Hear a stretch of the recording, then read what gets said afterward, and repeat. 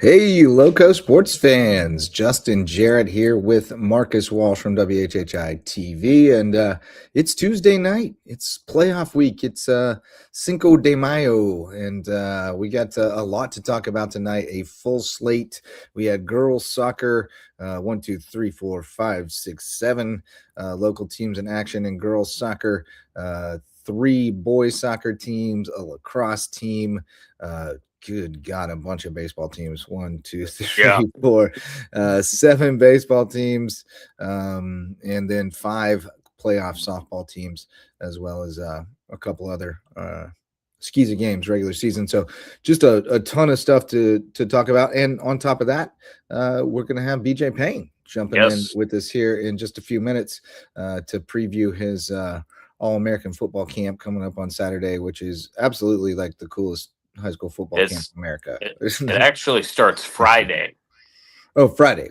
Friday 5 to 8, Saturday 9 to noon, Sunday 9 to noon. There you go. Greatest camp in all the land. Awesome. And he's going to come and tell us about all the great people who are going to be there. And it's an impressive list. So you're going to want to hear from BJ. Wes will be along shortly as well. He was out at the Nest where it was an exciting night, and I'm sure BJ will have something to say about that. The Seahawks rallying to win. It was a tight game throughout with Lakewood. The baseball team came back and won 8-7, right, was the final.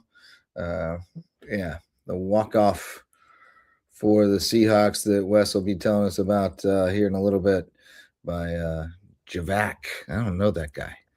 New name to me, but I look forward to hearing more about how he was able to lift the Seahawks to a big win. They weren't the only ones. A couple of other teams getting big wins tonight. May River rallying past South Florence with 3 in the bottom of the 7th to win 3-2. So just a couple of the highlights there, but we'll get into all that in just a bit. But how you doing, Marcus? I'm good, yeah. Very busy day. Work stuff yesterday, and today more on the home front. Taking care of a couple of things with work from beyond the station, but always a busy time during the spring, whether you're working or getting after it with the stuff that I'm certainly preparing for within the next year that everybody knows about for sure by now. So everything is good for sure. Wish my Cleveland Guardians could score another couple of runs. That's kind of frustrating. Yeah, no doubt. Back in a cooker where they're not scoring more than 2 or 3 runs a game, and that's not going to win you very many games. Cavs are still in it. Pete Crow just got a rope. I don't call him Crow Armstrong. I call him Pete Crow. Yeah, there you go. He's a dominant player, between Pete and Crow instead of Crow and Armstrong. It's more fun that way. Our guest has entered the studio, BJ Payne, but we'll hold off on him for just a minute while I tell you about our all-star sponsors and our presenting sponsors of the LowcoSports Lowdown. Mickelson Law Firm, been with us since the beginning. They're our official real estate closing attorney, presenting sponsor of our Hilton Head Christian Academy coverage. And the Eagles had a great win in the opening round of the boys soccer playoffs tonight, 8-0 over Northside Christian, and they have a huge baseball game tomorrow night at the Cage against Augusta Christian, the rematch. So should be a good time over there. And shout out to Mickelson Law Firm for helping us out and being our presenting sponsor of our Hilton Head Christian Academy coverage. Marcus Walsh, you're a proud member of the staff over at WHHI TV, our all-star sponsor and partner in local sports coverage. And we love working with you guys on all fronts. And certainly we've gotten it all tangled up now. Yes, no doubt about it. We're all tied up now. We're in cahoots now, so you can't tangled web we weave. Yeah, indeed. But it's great partnership, and we love having you guys on board. We love when you're able to join us, and I know you're excited to be with us tonight because we got probably our most popular recurring guest, maybe. I don't know how you would categorize it, but certainly a popular guest, one we've had on a number of times to talk about one of my favorite number of subjects, and he can hold court on just about anything, and that's Hilton Head High School football coach BJ Payne, former WWF. Was that pre-E? Was that pre-E, Payne? No, I was actually there during the transition. Okay. I was there at the Monday Night Raw in Cleveland when we had the big meeting backstage, and Vince had bought WCW. And but yes, I was also there. Sorry, drifted off. I was also there whenever the transition happened after the World Wildlife Federation lawsuits. Yeah. Right. Yep. So anyway, that was your introduction. Are we doing this again? What? What's There's that? No way. What's wrong? We're here, Coach. Hello? You can't hear us? We can hear you loud and clear, Coach. What? We're good. I don't think so. I think he's got the gremlins. Oh, there he goes. Could. He got the gremlins. So we'll give it another shot. But Wes sliding in the back door after a big win over at the Nest, and we told him a little bit about it, but certainly an exciting night for the Seahawks. It was a little dicey, but they pulled it off in the end. Yeah, a crazy game. I mean, really, Hilton Head, this shouldn't have been particularly close. I mean, you talk about just the mistakes, the walks, the free passes that they gave up throughout this game. I mean, that's exactly what you can't have in the postseason, especially, after what happened last night. But Zibanjevic playing the hero, Seahawks down by a run heading to the bottom of the seventh, and down to their final out. Jevic with a laser double to the left, scoring the 2 runs, the tying and the winning run. And just really feel good for those seniors, especially Zeban. I mean, what a way to make your mark, in a possible final home game that's delivered like that with 2 outs in the 7th inning. And tremendous game. Credit to Lakewood. Their pitcher was outstanding, and they delivered quite a fight. I mean, their lineup was just really scrappy. It kind of reminded me of that Greer team that came all the way from the upper state. It just battled and battled and battled. This was a very good 4 seed in this district tournament. Certainly gave Hilton all they could handle, and then some in this one. But credit to the Seahawks for battling back. They were up 4-0, and then gave up 4 to tie. It was just a back and forth game, a long one that took nearly took over 2.5 hours to get through. But Hilton Head living to fight another day is Zibanjevic, the senior, who has been really an unsung hero of this team, coming through late. Zach Shipshack was a quality performance on the mound late to keep it at that time, to keep it a 1-run game and keep it a 1-run margin to give Italy a chance to come back. But just a gutsy win to keep your season alive, and now they have to make the trek back up to Gilbert, try to get some revenge on that tough loss on Monday. They get a day off, but back at it on Thursday. So that's the beauty of it. You get another chance to get back at Gilbert and see what they can do. And just heck of an effort, but certainly you wish it wasn't as close as it was, but still, a nice response to find a way to win it with 1 out left. Yes, sir. And BJ is back. What's up, buddy? You guys, you good? Yeah. I think I got it figured out now. I think this time it wasn't my internet acting up. It's like it's 2012 for me all over again. I now have AirPods. I'm like, so it's like it's 2012 again. I got like an Apple Watch, like my phone. I had the iPhone 10. I had the X. All of my kids made fun of me every day in the classes and all of our players, but I'm getting old now. Like I told you earlier, Justin, I'm getting old. Like I'm a creature of habit. So now I got the iPhone 17, and with that, I got the free watch. They were able to take my old phone and put a second line on it. I got some AirPods now, and so all this technology, I'm struggling with. Like the AirPods dying, I'm like, it shouldn't be dying because it's charged. So I'm getting old. I turned 50 in June, and I'm starting to catch up with me.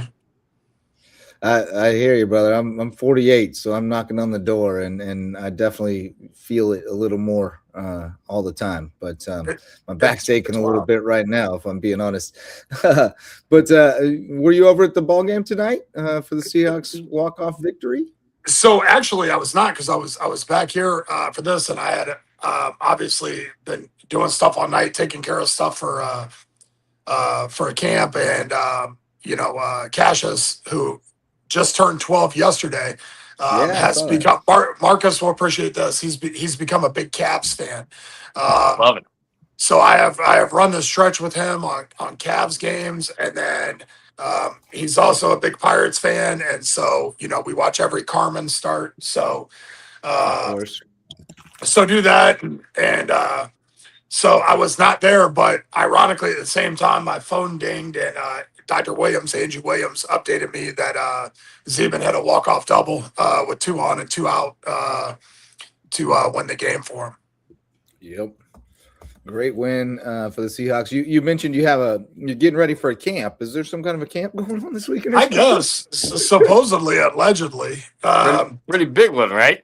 Yeah. No, so what year is this for the? So this is official. I think last year I was misquoted or somebody misinformed, but this is officially year number 20. 20, yeah. Huh. It's year 20 for you. It's also year 20 of high school football on WHHI TV this year as well. Great combination. That means Absolutely Marcus. That means Marcus, when you go, I go, or when I go, you go. We got to do this in pairs. Well, it's the 3-3-0 way to go, Coach. Yeah, or You know that. And adding to the 3-3-0. Let me just touch base on this. I don't know if you know this or not, but our new athletic director, Evan Moxie, who we have hired, signed his contract as a done deal to come be our AD. He is a Golden Eagle from Glen Oak High School. Glen Oak, no kidding. He's the only one that I can. He's the only one that I can say plain local to, who actually understands it. He pulled into the school last week. He's currently finished out his tenure as the AD at Boylan Springs. And he pulled in this big, long, white truck. And I said, man, that's not a Plain Township truck. That's an East Canton truck. But now all my Stark County references, besides just you, I can listen. We've had some another guy in your. We've had some intense conversations about Krause's Pizza. But just to touch on that really quick, and Justin, I can hold court in several different ways, but I'll say this. So the correlation with Evan Moxie as our new AD, Coach Moxie, is incredible because I graduated from Massillon High School. My head coach was Jack Rose. He graduated from Glen Oak High School. His head coach was Jack Rose. He graduated from Glen Oak in 2001. My first teaching and coaching job when I left wrestling with my injury was at Glen Oak High School. No kidding. Yeah, but we never crossed paths. Never did anything until literally I had heard so many great things about him as AD, looked at his application and his resume, and it was it just wows you. And then literally the night before the interviews, like I'm just flipping through like who we're interviewing, and I see plain local schools. I'm like, this can't be Ohio. And then I realized that Canton Glen Oak graduate, but he graduated from there 3 years before I started teaching and coaching there. That's where I was an assistant coach at. Never crossed paths. I just remember we had a grizzled old O-line coach named Chuck Steiner that used to say, we need kids tough like Moxie. And I just always remember that. So that name always kind of rang a bell. And then hearing it's a great last name. I mean, it's and hearing all of his success as an AD, and like I said, he came through from tons of rave reviews, and everybody that was on that interview committee will tell you this. It's almost like anything else. Like you guys know in sports, you go to see a team, and are they going to live up to the hype? His resume and everything that had been told about him was so impressive that when he left the interview room, we all looked at each other, and I was like, man, I can't believe we just interviewed somebody who lived up to the hype. That's a hard thing. And you guys all know from interviewing people for jobs or different things, for somebody to live out to that expectation you have of them, because you don't know how that's going to go. Absolutely incredible. But anyway, we got another Stark County guy that him and I have had major discussions on Krause's Pizza, and somebody who gets it. And the one thing that I told Coach Moxie is we all love Joe. Joe did such a phenomenal job. Yep. No doubt. But we still have, and Wes, this as an alum there, and you guys know this. I think that, where we were continuing to go with Joe every year, we still have that Right. room where there's a buffer to continue to improve. I mean, and those are the things that, Coach Moxie can get us to that next level in several different aspects that are just going to be new for Hilton Head. And they're not new across the state. They're not even, new in some Beaufort County schools, but some things that we're going to do to help us to even the playing field so that we can be where we need to be as an athletics program. I'm not just talking football. I'm talking every single sports program to get us where we need to be. Yeah, and it takes a village, it takes everyone. But I just think you mentioned Joe Valmier. I think the culture that he established is still here, and I think that you look at who you want to be that next guy, and I think that Moxie certainly has those correct mindsets that you need to continue that mom in your culture, and I think that is going to continue to be here, and I think yourself a big part of that as someone who has really taken this football program to great heights, especially with what happened last year, and the anticipation of next season. I'm sure that you have a lot of positive thoughts as you have mentioned, but just talk about the culture that Mom and you established and how you think that yourself and Coach Moxie now at the helm and really this entire athletic program is working to continue that winning culture that Mom and you laid down for so many years. I think the biggest thing with Joe is Joe had realistic expectations as an athletic director. We're kind of landlocked where we're at, and you guys kind of know that. We'll get occasionally each sport. We'll get some kids that come in from somewhere else, or we'll get a kid from prep or Christian Academy, but we don't have the massive movements that a lot of schools have. And at the end of the day, it's high school sports. You're coaching what's walking your halls, and there's going to be years where it's really good, and there's going to be years where it's really bad. So people, always ask me. They're like, "Hey, how are you guys as a football program?" I'm like, "Shoot, I mean, when we got talent, we're pretty good. When we don't have talent, we're not very good. And that's the way it always is. It's truly about the Jimmies and the Joes, and not the X's and the O's. And that was the one thing that Joe understood.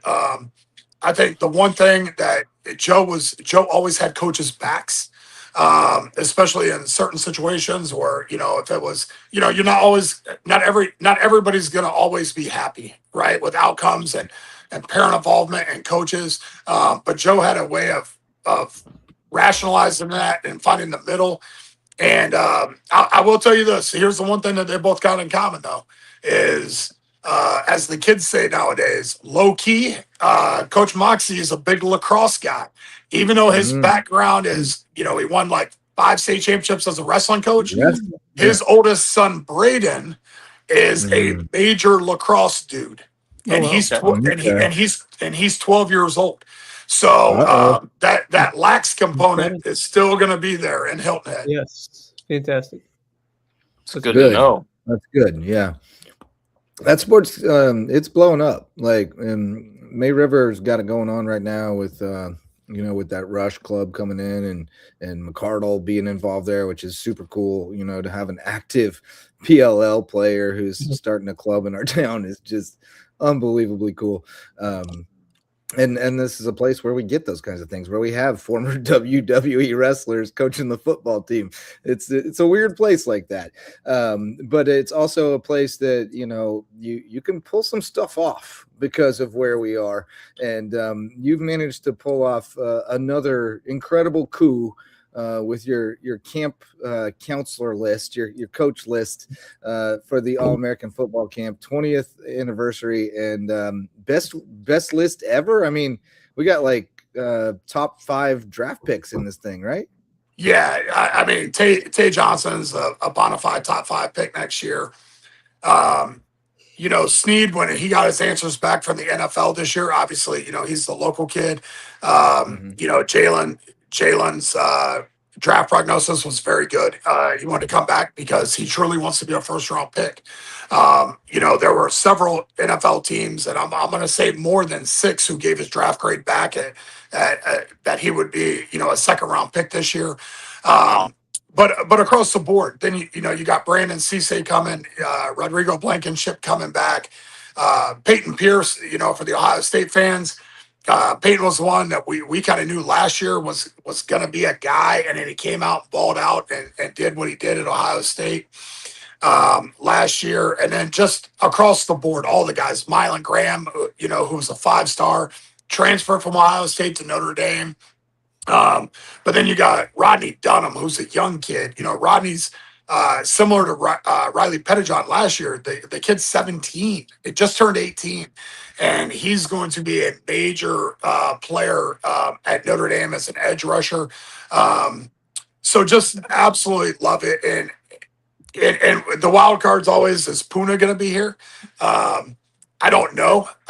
So every year Puna shows up, and I'm always like, you didn't tell me you were coming.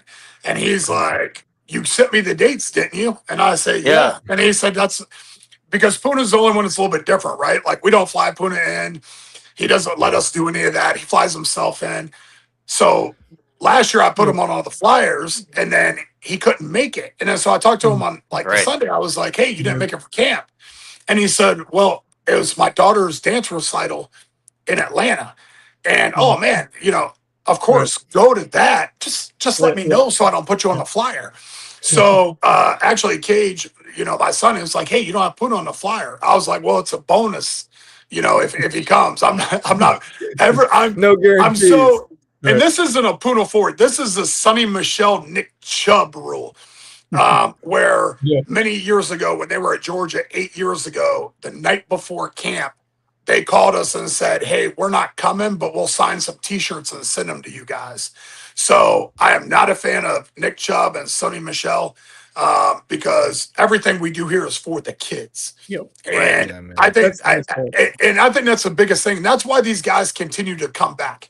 And that's why Dexter Lawrence has done the camp 7 times, and Christian Wilkins Rodrigo Blankenship, Tristan Wirfs, all those guys, because they come to work with the kids. And a lot of times they don't even want to do the media aspect. Like, hey man, I just want to work with the kids. Like, I don't want to do media and promote this. Like, I just want to work with kids. And that's the biggest thing. I mean, Brandon Cisse, and just circle back, but I'm literally like, it's the day before night 1 of WrestleMania, like 2 or 3 weeks ago. I'm in Las Vegas. Paige and I had gone somewhere. Actually, if you remember the wrestler D'Lo Brown, D'Lo's was the one who brought me into the business. D'Lo was at WrestleCon, went to see him. We're on our way back, and Brandon Cisse FaceTimes me. So just to tell you that story, he played in the North-South game the year I coached in it. Him and I built an incredible bond that week and has stayed in touch throughout. So Brandon FaceTimes me, and he's like, hey, I'm going to be in Hilton Head. Where are some places we need to eat? By the way, when's camp? So then he FaceTimes me again after the draft, after we were texting about the draft, and I was like, hey, man, congrats, man. 2nd round pick. That's awesome. He goes, forget all that. When's camp? And I said, it's May 8th through the 10th. And he was like, perfect. My rookie mini camp with the Packers is May 1st through the 3rd. I'll be there. And I said, are you sure? Don't you need to get a place? And he was like, nope, I'm going to be back in Sumter, and I'm driving down. And so, like I said, incredible. But those guys come back. They want to work with the kids. I think we do a tremendous job of taking care of them. We don't let people bring in helmets to sign and stuff like that. We let them work with kids. And that at the end of the day, that's what they want to do. And for the kids, that's beneficial. And the kids, behave and, enjoy it. I think right now we're right around 140 kids signed up. That's great. And it was a tough weekend, and it was a tough call for us because just for anybody listening, I had one parent who emailed, and I think she probably thought she was emailing like the rec center, like a general inbox, and not realize it came to me. And she was like, wow, you couldn't have picked a worse date. What a terrible decision by you. You picked Mother's Day weekend. And what people don't understand is the pieces that go into this, right? Like, we have to plan this in January. Yep. Well, the weekend that we always run it, and we've always run it, is the weekend before Memorial Day. Well, number one, Memorial Day's earlier this year. Yep. But the weekend before Memorial Day this year is NC State and Notre Dame's graduation weekend. Well, guess who's graduating from Notre Dame?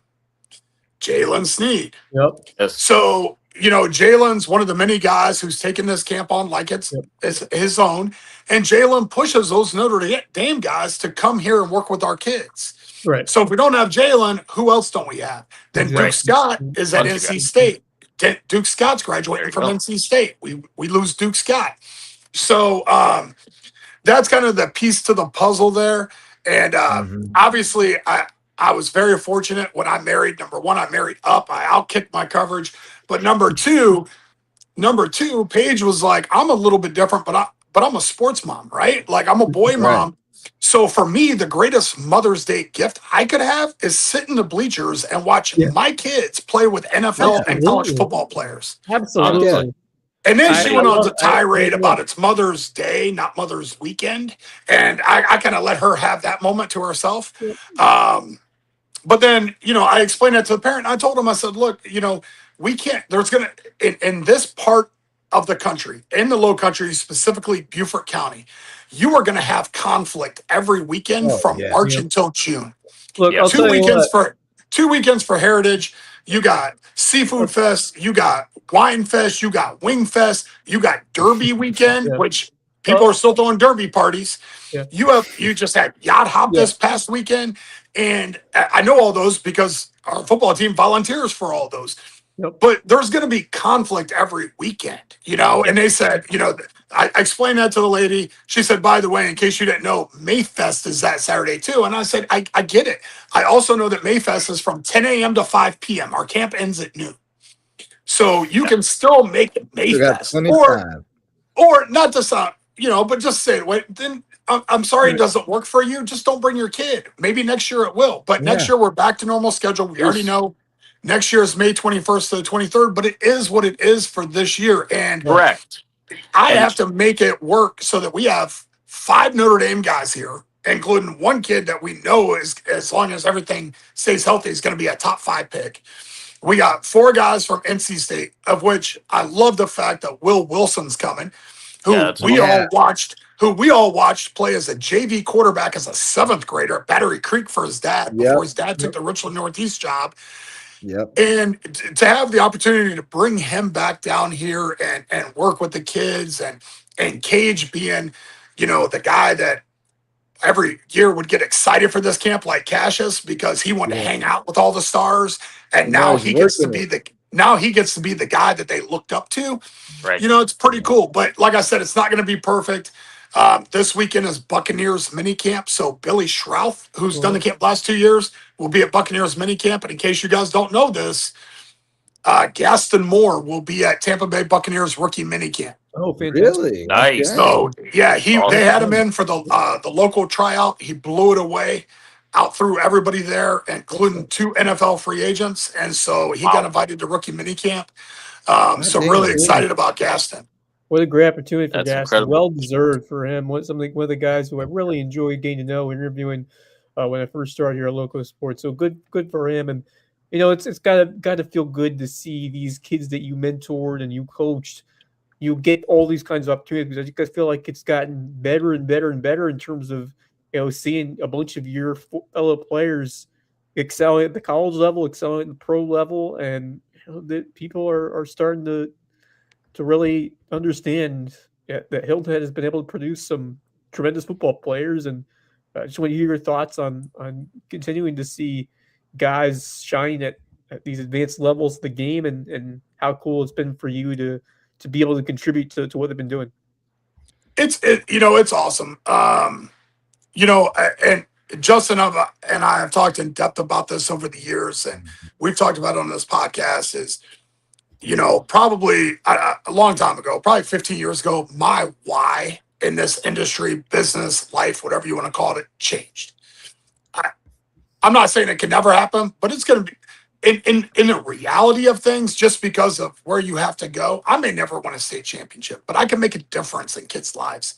I can help mold them into where they're going. I can give kids opportunity or show them the pathway to get to a place to change their life forever. And not just their life, but change their entire family's life forever. But he talks about it. But like Puna, when I got here, Puna thought he was going to the Marines. Puna was a Mike linebacker, and I told him, listen, you can play on Sundays, and you will be a high school American and a major D1 player if you let me move you to 3-tech. Puna said okay and did it. But just giving those kids those opportunities, and many of our kids, like Chris Marable's got finals, he can't come back. Troy's got finals, can't come back. As you know, like I said earlier, got a new phone. So Justin, as you know, I reached out to you today about Jaden. Then I talked to Jaden. Jaden doesn't get back till Saturday night. Jaden isn't even one of our kids, May River kid. Probably by far the best guy we've had work camp the last 2 years. He is incredible. The kids love him. The families love him. He does an amazing job. The Jaden Jones, let me get the full name for all Beaufort County fans. Yeah, Jaden Jones, Morehouse. Jaden Jones, running back at Morehouse, and played at May River, has done the camp the last 2 years and done a phenomenal job with it. Shai Thompson is coming back from Coastal.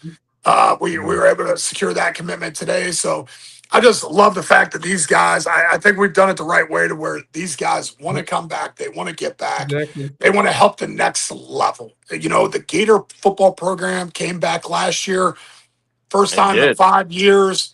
And, a couple of the age brackets kind of struggled a little bit, but now, they started these Gator off-season workouts like every other Friday at Barker Field. They're averaging 80 kids. We have at least 12 high school football players that go down every other Friday to work with them. And Jeff Fink is one of the guys in charge. Jeff Fink was the guy who's living on the island now that I actually tried to hire about 4 years ago. He's a former offense coordinator at Menor High School. He was the offense coordinator there when Trubisky was there. Offense coordinator John Carroll. So he's running the Gator program now, which is absolutely huge and phenomenal for us.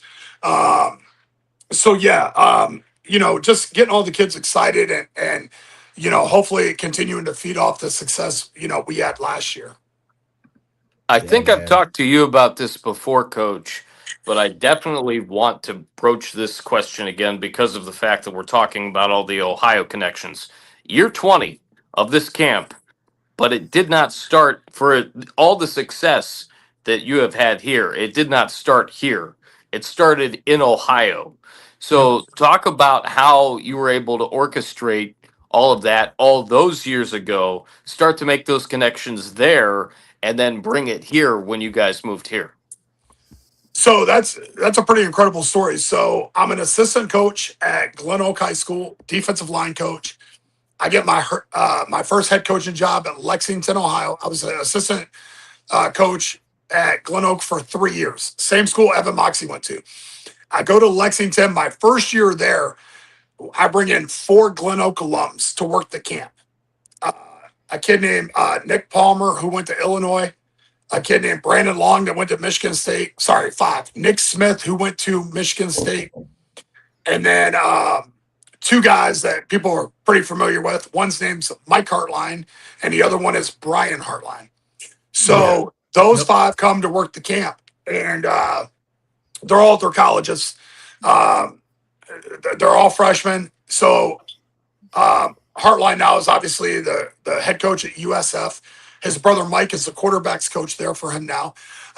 So we get to year 2. We get to year 2 there, and Brian calls me, and he was like, "Hey, will you take more guys for camp?" And I'm like, "Sure." He was like, "Well, I got a bunch of Buckeyes that want to come up with me." And I'm like, "Sure, Brian, who you got?" And he's like, Kirk Coleman wants to come. James Laurinaitis wants to come. Marcus Freeman wants to come. Todd Beckman wants to come. And he starts naming all these guys. I'm like, it's like the entire Ohio State, starting lineup. And and I say this in all seriousness, and this is not a knock to this area at all. Marcus knows this from Ohio. It is Ohio State and nothing else. Right. Beaufort County, you got Ohio State fans, you got South Carolina fans, you got Georgia fans, and you have Clemson. You got everybody. You got Florida fans. You got but those are the main 4. In Ohio, there is nothing else. There's no number 2. No. So we have all those guys year 2. Year 3, it becomes the same thing. I love telling this story because just because of the impact it had, but there were several guys, and I won't say who, but they were top players for Ohio State who were drafted that did that camp that told me that if I ever brought Terrell Pryor to that camp, they would never do the camp again. Their own teammate that kind of gave the writing on the wall of what type of kid Terrell Pryor was. And all those guys know as well. I still call them now. Brian Hartline was Mylan Graham's receivers coach at Ohio State last year. So I called B. Hart and I was like, hey, Brian, you got a minute? He was like, yeah. I was like, tell me about Mylan Graham. Because he knows the type of kid that I'm looking for to come work this camp and to build relationships with kids. And so I check in with all those guys and, I'll call Freeman. Hey, these couple of guys want to do camp with Snead. Good. And he's like, yep, because Freeman did the camp for 6 years himself. Yeah. So it kind of blossomed there. And then we had a kid, Courtney Avery. This is when the camp got real dynamic. We had a kid, Courtney Avery, who actually spurned the state of Ohio and signed with University of Michigan. Went to Michigan and started there 4 years, was a team captain, defensive back. And so what does Courtney do? Coach, I'm coming to camp. I'm bringing some teammates. So now we got Devin Gardner coming. We got Denard Robinson coming. We got all these guys from Michigan. So it became like 6 Michigan guys, 6 Ohio State guys. So we took care of it all. Great dynamic with all those guys because a lot of times people don't realize the rivalry is not with the kids, it's with the fans. Right. So they always got along great with the kids and in front of the kids. And so that's where it progressed and then came down here and then, had to, reach the connections of, the very first year, Courtney Avery still came down. Some of my old players that were playing college and some buddies who were coaching like Marcus at Purdue and Bobby Johnson, who was coaching at the time, maybe for the Buffalo Bills, came down. We got it jump started and then very fortunate and being able to land some guys that were probably a reach. The biggest one, depending on, but at the time, we know how big Trevor was here, but Deshaun Watson. And he was massive. And Mike Williams was coming to do the camp. And I had talked to the coaches at Clemson, and they were like, no, Deshaun can't do it. Mike can do it, something else.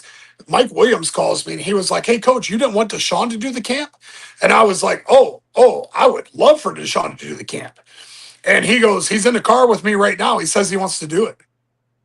So Deshaun gets on the phone. I thought it was a joke at first. And he was like, no, listen, those coaches just want me to go to some alumni golf outing and shake people's hands. I'd rather come work with kids.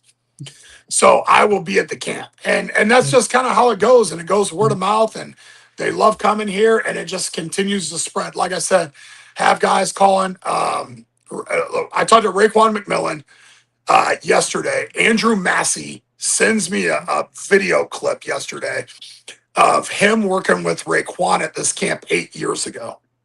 And I sent it to Raekwon and I said, hey, impact you make that you don't realize. This kid was with you 8 years ago in this clip. And now this kid was our region defensive player of the year, All-State, has 10 D1 offers. And a lot of that has to do with you working with him at camp. And, Raekwon was kind of taken back by that. And he was like, wow, that's absolutely incredible. And then he pivoted it and he said, I saw you got Peyton Pierce coming. And I was like, yeah. And Riley Pettijohn, who's wearing your number 5. And he said, I might have to sneak up there for a day and see those guys. So like I said, it just goes kind of wildfire and it's a great opportunity to come see these guys and work with them. And like I said, I think we only bring, the cream of the crop. And I know Marcus and Wes, you guys have been out there a lot.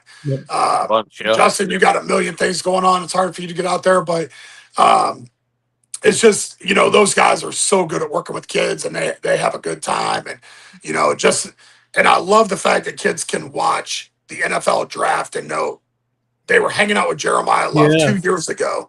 I know. And he goes 3rd overall in the draft and signs a $51 million contract, and and they see that they know that those kids were here. And I think that's special for all of Beaufort County, for all of the Low Country. Yeah. Yeah, man. Absolutely. It's a super cool thing that you've pulled off for sure. And like you said, it just kind of takes on a life of its own. Now it sells itself. These guys go back and they talk about how much fun they had, and everybody wants to come. And the kids, they a lot of these kids know these guys. I mean, they follow football. Yeah. They know ball. Well, they love it. Oh, for sure. No, I was going to say, you say it sells itself.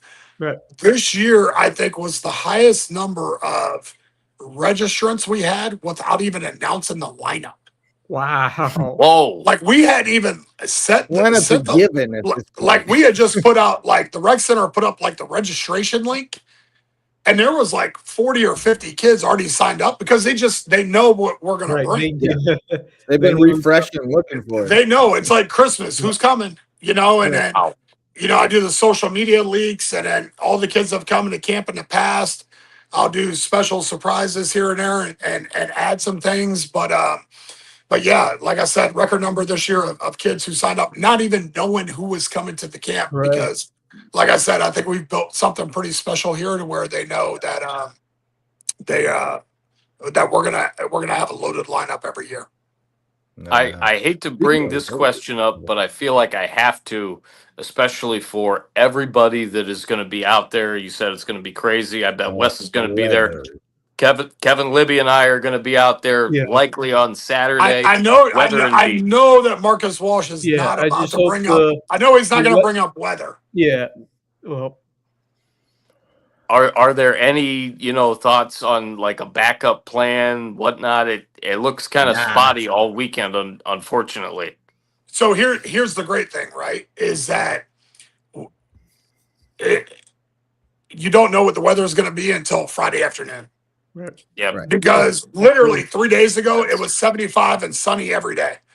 Yeah. Then it was going to rain heavy Friday. Like then it was going to rain heavy Friday, Saturday. Now I just looked at it before I came on. It looks like Friday is good. Saturday and Sunday is going to be in the afternoon. I mean, my biggest concern was the fact that all these guys fly in Friday, and they fly into Hilton Head. And, that airport can be a little iffy with the weather. But yes, but no, we do have a contingent. We're going to have the camp. A couple of years ago, we had to go into the gym. We turned it into a Q&A. The guys put on a dunk contest. That's when Jeremiah Love jumped over 4 guys and dunked. And which I'm like, what are you doing? Are you trying to get Marcus to physically fight me? Like, he's going to kill me. And he was in slides. Oh no! Yeah, it was. Oh, my ACLs were quivering. Right. So, but no, we do have backup plans, and if we need to do that, we'll release it to them and we'll release it to the media. But we plan to go. We tell our kids all the time, like, and I know it's a little bit different mentality with high school, but we tell our kids all the time, like, we don't cancel practice. We might go indoors. We might alternate some things. We might move some things around, but we don't cancel activities. So I always make that clear to our high school kids when they're coming up, especially from the middle school. Like, we don't cancel practice. Like, if it's lightning, we'll come inside. But if it's raining, we're going to get wet. I mean, the trees are getting wet. So can we. That's right. And I can't. Here's the other thing, right? We can't turn around and fly. Ashley Powell says it's not going to rain at May River. We can't turn around. We can't turn around and fly those guys back next weekend. You know what I mean? So we will make the most of it.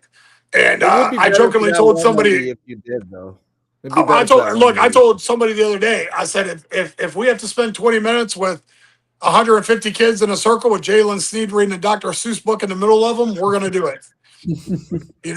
But we will find a way. We'll persevere and we'll get through it. It's just part of that beautiful turf we have, doesn't hold any water, and so we'll be good to go. There you go. But speaking of loaded lineups, how about this lineup, brother? Whew! You biting off a good one with that non-conference schedule. We got it's South Florence is one of state. Well, one of those is not right. The new graphic we we are no longer playing Hardyville in 918. We are playing Camden. Oh. Oh, okay. Ooh, my. That's switched up, huh? Oh my God, Well, that's even tough. It wasn't. I mean, honestly, I understood. Biff gave me a call last week. We had a great conversation, and it wasn't anything really either one of us, wanted to do, but he talked about how young they're going to be. And when we played them last year, this isn't a pat on the back to ourselves or anything, but they got a couple guys banged up against us. And he just didn't want to do that week 5 heading into region. So all of a sudden, I thought we were going to be without a game. And then luckily, we posted it. And, don't know if I wanted Camden to be the one responding, but that's who responded. And we needed a game. We could have had a second bye week. But, I thought about it. I talked with our offense coordinator, Coach Whitlow, and we were like, look, first of all, we want to compete. But secondly, we don't ever want to rob our seniors or even our underclassmen of game film. Yep. Right. You never know where, that could be a game where somebody goes off for 20 tackles or somebody, has, 8 catches for 200 yards. So, as far as when we talked about earlier, what the why is, that's like, that works into that. So we start with South Florence. I think every single one of these teams has won a state title in the last 3 years. That's what I was going to say. South Florence, Bamberg, Rock Hill, Christchurch, and Camden. Those are all state championship caliber programs. Yeah. So starting off with South Florence, obviously they've been to the 4A state finals the last 4 years, winning 2 of them. Go to Bamberg. Love coach there. He's awesome. He was like, hey, I want to play. But the only thing I might ask is, we won the state title last year. We were 15-0. I returned 20 of my 22 starters. I'm just going to ask that you come to us year 1. And I told him, I said, Coach, I've never been to your place, but I got a feeling I got a really good idea. It probably seats 1,500. There's going to be 5,000 people there. And it's going to be standing room only. I'm in all day on that. Oh, yeah. So, go to play them, state champs last year, turn around and play Rock Hill, who's a huge 5A school. Not only are they a huge 5A school, but if you follow things on social media, I think they've got like 9 transfers that have come in, including like 4 or 5 from South Point. And then we get to make that beautiful drive to Greenville. This is all the high school league's fault, by the way. And I'll say it out loud. What are they going to fine me? $25. If they just would have put us in 3A where our numbers say we are, our region would have been Charleston region, and then our non-region games would have been Team Over the Bridge, May River, Beaufort, Colleton. Those would have been our non-region games. But we get to make that nice trip to Greenville, and then we come back with Camden. So, we got 3 games between Christchurch, Rock Hill, and Camden, 3 away games over the next 2 years, 1 this year and 2 next year, that are 3.5, 4-hour drives. So, thank you, high school league. But it's a competition. We try to do our schedule as normal. We really, really had a tough time filling our schedule. I think the expectation, not only that we have for our team, but amongst a lot of people, is what they expect us to be. And we returned 19 of 22 starters. But I kept trying to tell people during the process, like, that's great, but don't forget, we signed 2-year contracts. The year after that, we're going to have 20 new starters. So it was not, I don't know what at South Florence week 1 in the 27 season might look like. Right. Exactly. Yeah. For whoever's here when me and Marcus leave. But no, let me just go back and say, by the way, I'm not going anywhere. I just had me neither, Coach. I heard a school was using that in a pitch that I was leaving, but I always laugh because I'm like, well, that's funny. Where am I going this time? Because I've been leaving here every year for 15 years. I think the latest one that I laughed at was that you're just wait until Sneed's gone, and then Marcus Freeman's going to add you to his staff. The funny thing is that 5 years ago, that was me and Steve were going as a package deal.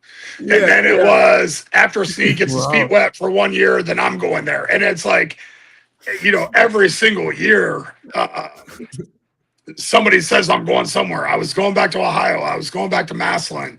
I was going here. I was going to Notre Dame, but I'm not going anywhere. So, you're living your best life, brother. Yeah, man. Well, I mean, I'm not going anywhere because if I go anywhere else, then a lot of things would change, and I wouldn't be able to go to WrestleManias, and it'd be different. Yeah.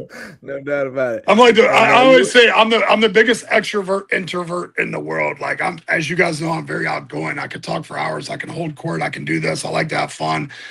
But man, when I'm done with the school day, like I come home and I'm with my wife and my kids, and this is what I do.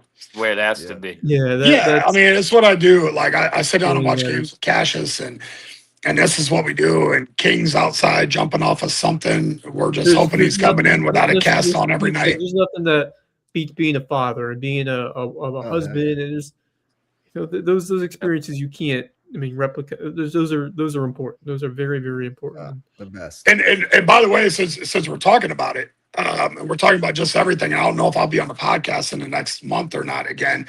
But Tour de Pain this year. Yeah. Let me just touch base on that. We had the biggest about that earlier. Is it the best recruitment tool in the high school league? The biggest and longest Tour de Pain in the history of Tour de Pain. So we are going to do 9 different camps. We're going like 12 or 13 days. But Old Dominion, Liberty, Eastern Kentucky, Marshall, West Virginia, Ohio State, Kentucky, Jacksonville State. And I'm missing Virginia Tech. It's nine total camps. And I sat down with our senior class. It's a little bit longer than usual, but we also have, in reality, more talent than usual. And I want each and every one of these kids to have their opportunities to continue on to play at the college level. So I sat down with that whole crew and I said, look, if we do this, what is the exact, what's the best camp schedule for you guys? And they're like, Coach, do 2, and then we need a rest day. Then we'll be healthy. Perfect. So it's 9 camps. We're 2 a rest day, 2 a rest day, 2 a rest day. Then we end with 3. We get back on a Thursday. They got all weekend to recover, and then we're full blown into summer. But with the number of guys that we have that are recruitable, I want as many eyes on them as possible. Obviously, we're going to have it in the spring. Friday, we had 4 college coaches there. D1 schools there. And then, I don't even know is today Tuesday? All right. So Monday we had 2 there. So, as many college coaches as we can get in to see our guys and then take our guys to be seen by college coaches is the best. And like I said, it's the longest and the biggest stretch we've ever done, but these kids deserve it and they need it. Yeah, man, that's awesome. We love what you do. Big fans. Keep it up, and I'm going to try to get out there this weekend if I can. So, and it looks promising that I'm going to be able to get out there this weekend. So, but no, good stuff, man, and best of luck this weekend. And we'll hope for the best on the front that Marcus brought up. I appreciate you guys. Yeah, let's not. Marcus tried to jinx us there. I got to get up at 4:30. We do spring ball in the morning before school, so we got to get after it. Yikes! Yeah, got to get after it. Yep. Appreciate those guys coming. Hey, that's a great thing about this class, man. They come in energy. I mean, I'm half asleep, and it's like 5:30. They're rolling the locker room. They got the speakers blaring. Massey's staring at me like a serial killer, and I got other guys dancing, and it's a very unique environment. No doubt. Well, get your rest, and we'll see you real soon. All right, guys. Appreciate you guys. Weekend, Coach. All right, thanks, guys. Man, take care. That's BJ Payne, the one and only BJ Payne. Love talking to that guy. It was a fantastic interview, one of the best every time, and just to see where that All-American football camp has gone. Just the full story, hearing that it's started all the way in Ohio, and he's just built it and grown it every single year. Yep. I mean, and the numbers say it all in terms of the kids that have already registered. Even before they have revealed all of the camp counselors, it has become quite the spectacle every year, and these kids absolutely love every minute of it. And just hoping everything goes smoothly this weekend. I'm sure it will, and it should be another memorable couple of days for so many young boys and girls who will be taking part of this. Yeah, and there'll probably be more and more girls, especially this year, because flag football coming to Beaufort County in the fall and other locales. Big time. All right. Well, let's. You've seen all the scores going on the bottom. If that's what you came here for, you saw the scores. Unless it was Loris at Battery Creek girls soccer. If that was what you were looking for, we don't have that one. But we got or Marlboro Academy at Cross boys soccer. We don't have that one either. But we got all the rest of them going across the bottom. But we'll talk through them as well. Starting on the soccer side, you saw the Seahawks West roll to a 10-0 rout over Wilson, about what we expected in that first round. I totally forgot that the new rules in the high school league that I'd mentioned a couple of weeks ago. But the game will end if a team is up by 10 or more, or 10 goals in the second half. Yep. Great rule. Great rule. Yes. Should have been in place a long time ago. Yeah, Love I agree. But good showing for the region. Bluffton also mercy ruled Hartsville 10-0. May River with a tough 2-1 win over North Augusta. Colleton County was the only one that lost, but great for Colleton County to be in the playoffs this year. Great sign for their program. They lost 6-0 to a really good Gray Collegiate team. So 3 Loco teams moving on in the 4A bracket. We are still looking for Loris Battery Creek. And then 2A, 1A, Bridges Prep 10-0 Ridgeland. Yep. And Hampton beat like Horse Creek. You can't. You in order to tell the full picture, you have to talk about the other games in the bracket. And I'm looking up the one between South Aiken, because that's an important game to determine if they'll have to go on the road over there, which I assume they would win, but no guarantees in a single elimination soccer playoff. Gremlins are making this a slow find, but keep talking. So, 9-0 South Aiken. So they'll have to travel to South Aiken. What should be it should be a tight and interesting match in the second round coming up, I believe, on Friday. Is when this next match will be Friday or Saturday. Yes, Friday the 8th of May. Hilton Head will be. And then how about South Florence Lakewood? Do we got that one? Winner gets Bluffton. Looking up right now. May River will play Gray Collegiate. They'll have to travel to Gray Collegiate. And you said Hilton Head, South Aiken? Hilton Head will travel to South Aiken, the 4 against the 5 seed in that bracket.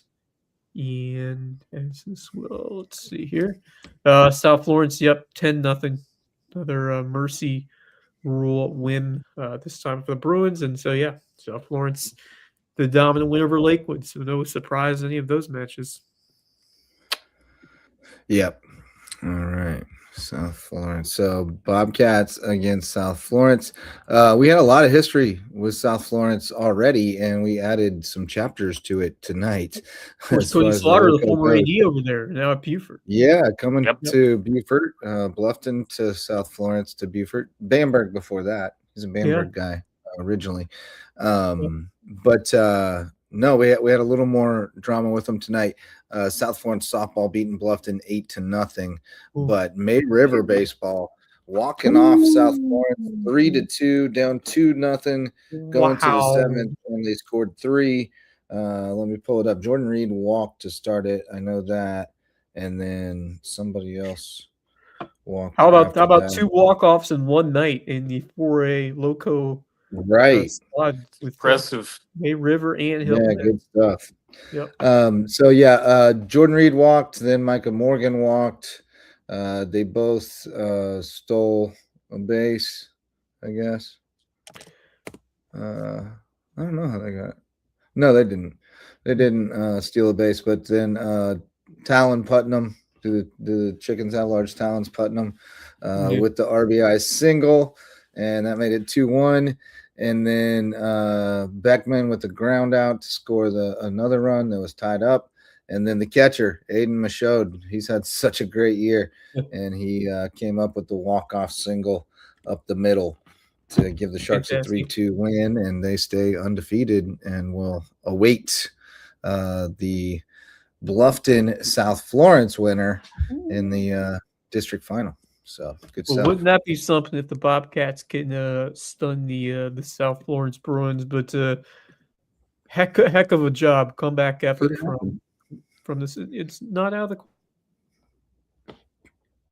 Yeah, heck of a comeback, and Bobcats bounced right back from a tough loss to South Florence last night. They played them pretty good. What was the score of that? I don't remember. But tonight they play. Oh yeah, 4-0. Played them pretty tough. But tonight, Darlington Bobcats in control from the jump. They scored 3 in the first. The district, the district championship.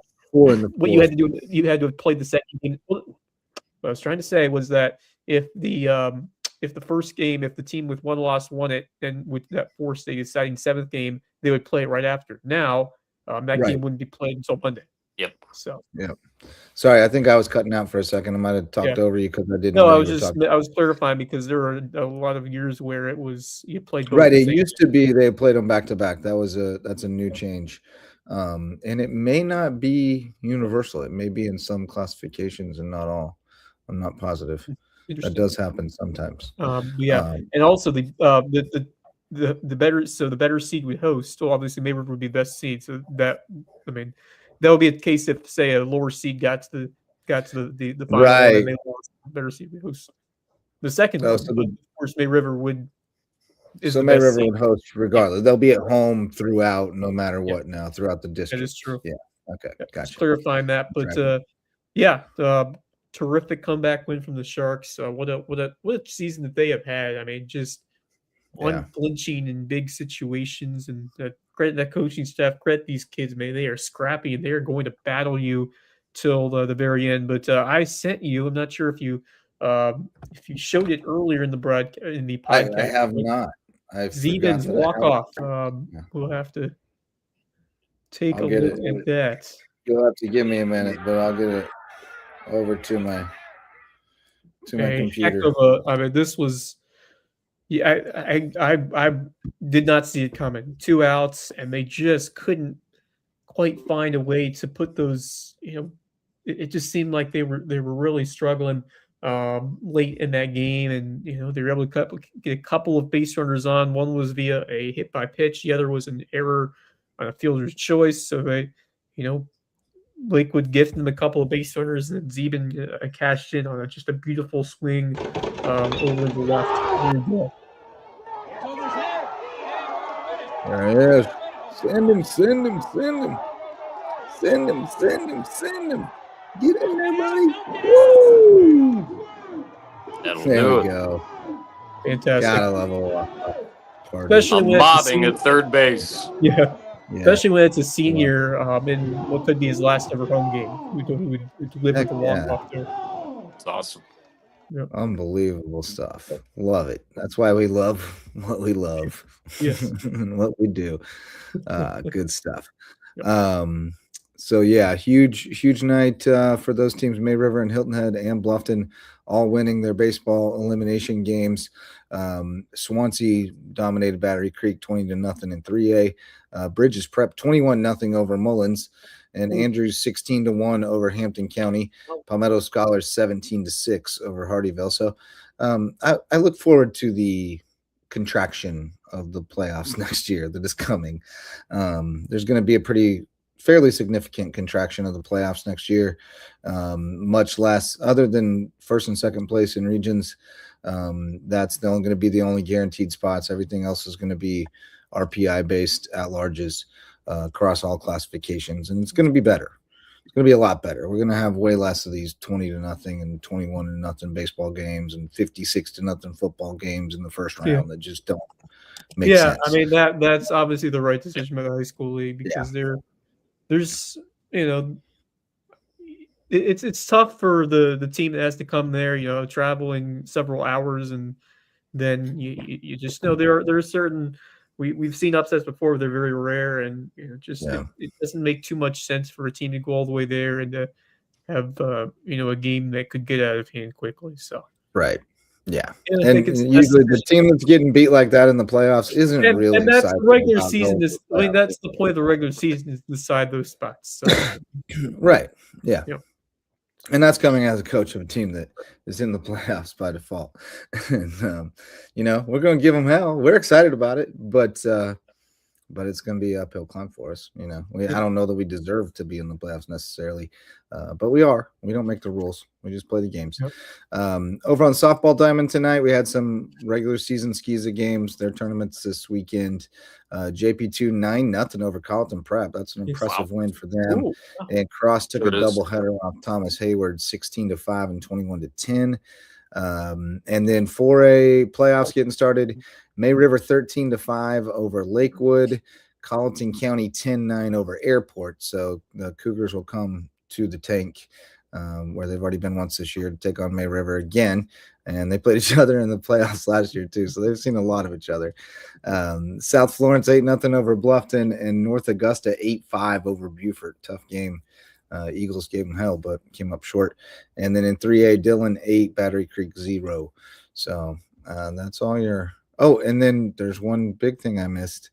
I didn't finish telling you. 2A, 1A boys or girls. Bridges Prep 10-0 Mercy Rule on Ridgeland. Hampton County 4-0 over Horse Creek. I'll have to look it up, but Hampton County boys and girls both won first-round games in the soccer playoffs. I'd be interested to know when the last time a team from Hampton County did that. Both of them went in, either Wade Hampton or Hampton. I don't think Estill ever had soccer. So, but it's not been a soccer hotbed, so that's really cool for them. And same for Battery Creek. The guys won a playoff game last night, second year in a row, after not winning one since 2019. And the girls were trying to win tonight for the first time since 2019 in the playoffs. So cool to see those programs that haven't had a lot of success starting to break through. So always good. And then sadly, lacrosse season has come to a close, much like May River last night. Hilton Head didn't have it tonight, and Oceanside dominating the Hilton Head girls 18-2. So Seahawks make it to the semis and then run into the buzzsaw. I look forward to there being I guess they're not going to be able to get away from Oceanside, are they? No. Like classification wise. Yeah. Because I was thinking maybe when they go to more classifications, but I don't know. That probably wouldn't help. Because they might, I don't know. Oceanside would be in 3A, 3A, 2A, 1A, just dominating those people. That doesn't make sense. We got to do whatever. What was the state that just said they're kicking them all out of the league? They said, just go play in your own league. Charter schools and private schools. We're not doing it anymore. I liked it. I think it's a good move. But that's all that was happening tonight. So we mostly got to talk to BJ Payne tonight. Great talking with him. Be sure to check out that camp this weekend, Friday, Saturday, Sunday, out at Hilton Head High School, All-American football camp. Coolest thing going. Shout out to Hudson Seafood House on the Docks, presenting sponsor of Under the Bus. We had a new episode tonight. The guys were hilarious as usual, and really enjoyed listening to Curry Kirkpatrick, Bob Stevens, and Rich Basirico ranting about sports. So check that out on the Loco Media Network, and check out Hudson Seafood House on the Docks. Great place for seafood, sunsets, and cocktails on Hilton Head Island. If you need a personal injury attorney, call on Twingen Twombly in Beaufort. They've got a rare name. They provide remarkable service at Twingen Twombly. And if you need to improve your view of the Loco, need some windows and doors, HHI Windows and Doors wants to improve your view of the Loco. That's our friend Coach Barron from Hilton Head Prep. Hung up the whistle, focused on a new kind of screens, and you can catch him on WHHI TV from time to time as well. Indeed. Your view to the Low Country. There you go. And if you need a haircut or not, head over to Ridgeland, check out Jay's Barbershop. Great place to hang out, catch up on the conversation, and get your ears lowered. And our official wrestling sponsor, presenting sponsor of the Lowco Grind, is Reverence Wrestling Club. So if you want to take your skills on the mat to the next level this year, go to Reverence Wrestling Club. And speaking, I'm going to lead off the parting thoughts right here because it's a segue, a nice segue. Yes. I want to give a little shout out, as we have given many this season, the last couple of years, in fact, to the May River Wrestling Program, two-time state champs now, back-to-back state champs. And I wanted to pull up this photo if I can get to it. There's a lot of them on his social media now. Here we go. Coach Powell got a lot of. Coach Powell checked in with us earlier to Raz BJ Payne, but here we go. The May River Wrestlers, the state champs, honored at the State House today. There they are, hanging out in the State House quarters. Pretty cool. And Powell had some honor and photos, privilege out on the, awesome. Yeah, super cool, out on the steps. Very nice. I guess that's Jeff Bradley, looks like, who they got some love from the assembly. And here's another cool note. Coach Powell, every time we talk to him, he talks about the bond, and it's pretty cool. I saw him put out earlier that he was looking for somebody to deliver some pizzas. He said, we'll pay for the pizza, but can you just bring them to the State House for us? So he put out the call, and this fella, Scott Turbeville, who he coached with at Westwood, where all those May River guys were before they came down here. He picked up the bill and the pizza, and they hadn't seen each other in 10 years. He brought it over and hooked the boys up. And since they're out of season, they got to eat the pizza. Yeah. So great day. That's right to our wrestlers. Oh, yeah. Great day. Oh, yeah. Dig into that pizza. No doubt. Deserved. Have an extra slice, boys. Yes. If I think of another one, I'll do it at the end. But now I throw it over to you, Marcus, for our parting thoughts. Starting off, I was curious about this and did see just a few minutes ago that the Detroit Pistons beat the Cleveland Cavaliers 111-101 in Game 1 of the Eastern Conference semifinals. And currently I've got the OKC LA game going on, and it's 96-79 OKC all over the Lakers. One other May River note is that they have their signing day on Thursday, and definitely look to bring coverage to you all for that one way or another at WHHI in the coming days. So check out that. And that's what I got for tonight. All right. Wes Kerr, what you got, buddy? Yeah. Got a couple starting on the Lowco scene.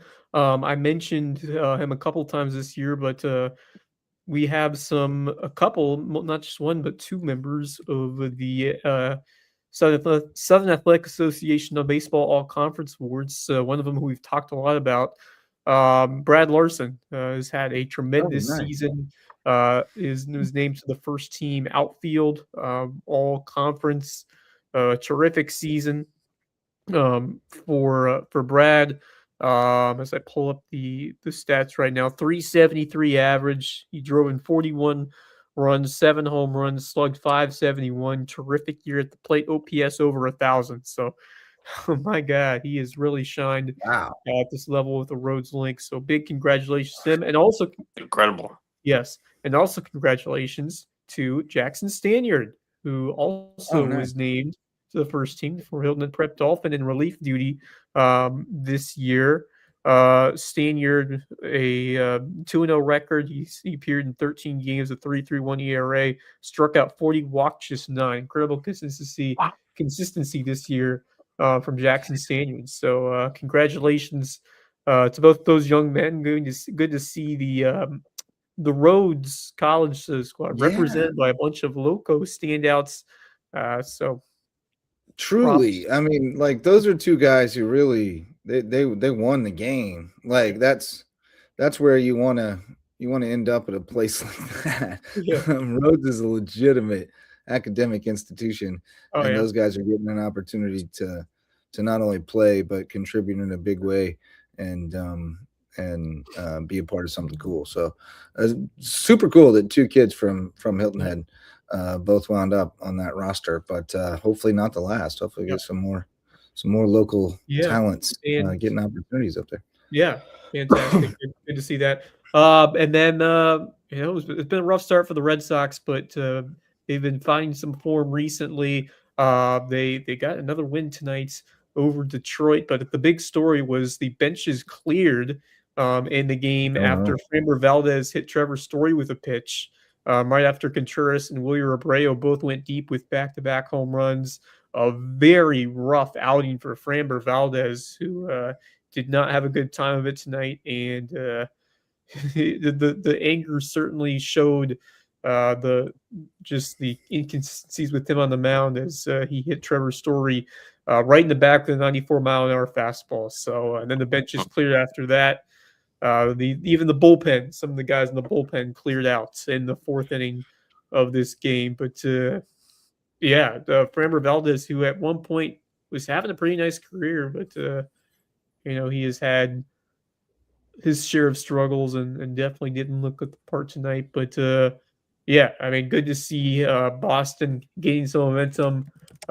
Still very early in the season. The Phillies have started to get on the right track as well. They won 9-1 over the A's, and Philadelphia is starting to gain some traction as we move deeper into the season. But long way to go. But the Phillies are starting to put some wins together, and now they're just 16-20. Now they're still 9 games back of the Atlanta Braves, but like I said, still May the 5th, and there's a lot of baseball left. And both those teams made changes. If you remember, the Red Sox, of course, got rid of Alex Cora, and the Phillies also got rid of their man in the bench. So Rob Thompson. Thompson. Yep. Yeah. So Red Sox 6-4 in their last 10, trending upwards, and Philadelphia, as I mentioned, 8-2 in their last 10 games. So could we see the impact of these early season changes? Could they benefit these two teams and maybe put them back in contention as the season goes on? Time will tell. Yeah, we shall see. But I know this: the Chicago Cubs have won by a walk-off on the second day in a row after Michael Bush with a chopper up the middle to score Dansby Swanson, and the Cubs win it 3-2 in 10 innings over the Reds. Nice. So tremendous. It is really shaping up to be a nice season for the Chicago Cubs thus far. 24-12 now. Entire division still over 500. Yeah, I know. It's crazy work. Yeah, Milwaukee's 18-16 in last place. Yeah. Crazy. Figure. Wow. But only 5 games back, too. So I know. That's a loaded division. It's going to be a fun summer in that division for sure. In that division for sure. Yeah, and also, by the way, I got to see Karn Majinski on the mound in what was an absolutely wild game by the Pirates. I think they tied the record in Major League Baseball with like 7 walks in a row. Gee. Wow. Yeah. Goodness. Yes. The Reds, in the bad way, tied the Major League Baseball record by walking 7 straight batters in a 17-7 game. Oh, yeah, that game. Won. Yeah. I believe that game Majinski started. Yeah. So I think you're right. Yeah.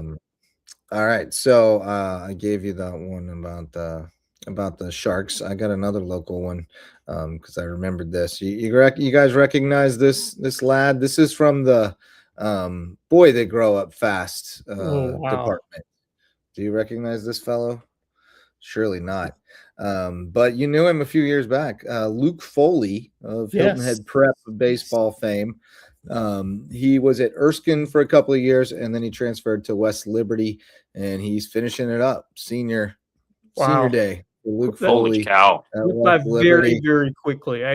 Seems like he was just pitching for Hilton Head Prep, right? Yeah. Just a few days ago. Standing over there at but here we go. This is him on third base. He's on third base. Tie ball game, bottom of the 9th. Wild pitch. There he goes. Here comes Luke Foley. Woo! How about that? Love it. Gotta love it. What a great memory on his senior. I mean, nothing better than that scoring the winning run on his senior. Look at him. Look at him mobbing him. Yeah, incredible stuff. That's what it's all about, man. That's what it's all about right there.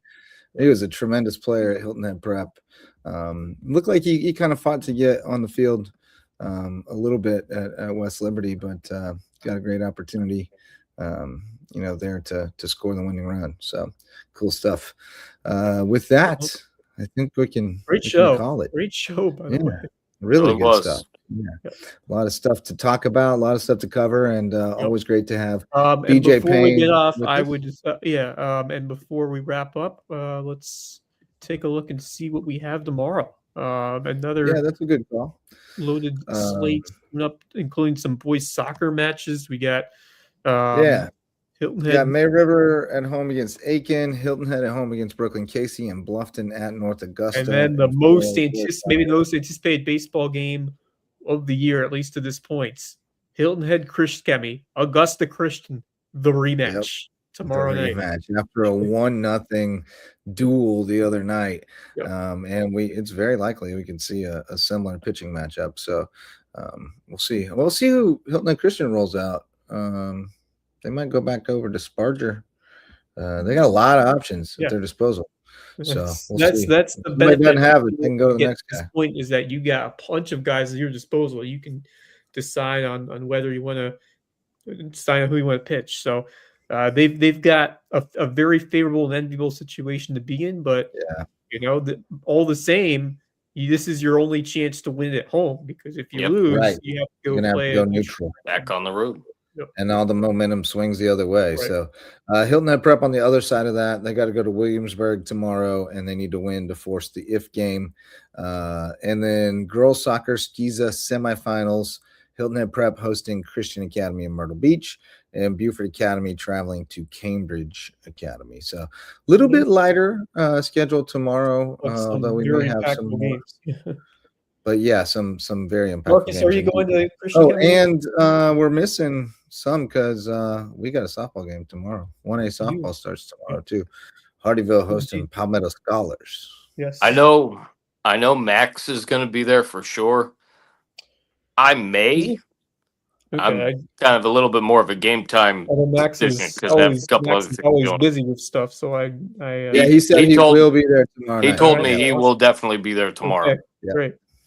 He's on the record on the group chat. On the chat. He couldn't make it tonight, but he will be at HHCA tomorrow. So we'll look forward to his report from that. And I will probably, if my game ends in time, I'm probably popping by there on my way home, if I'm being real. So, all right, boys, good stuff tonight. Thanks so much to BJ Payne for joining us and for everything he does for this community and for the kids in particular in this community. Thanks so much to all of our sponsors for allowing us to get in here and do this and supporting what we do. And thanks to all of you for showing up to listen or watch. For Marcus Walsh and Wes Kerr, I'm Justin Jarrett. Until next time, go Loco.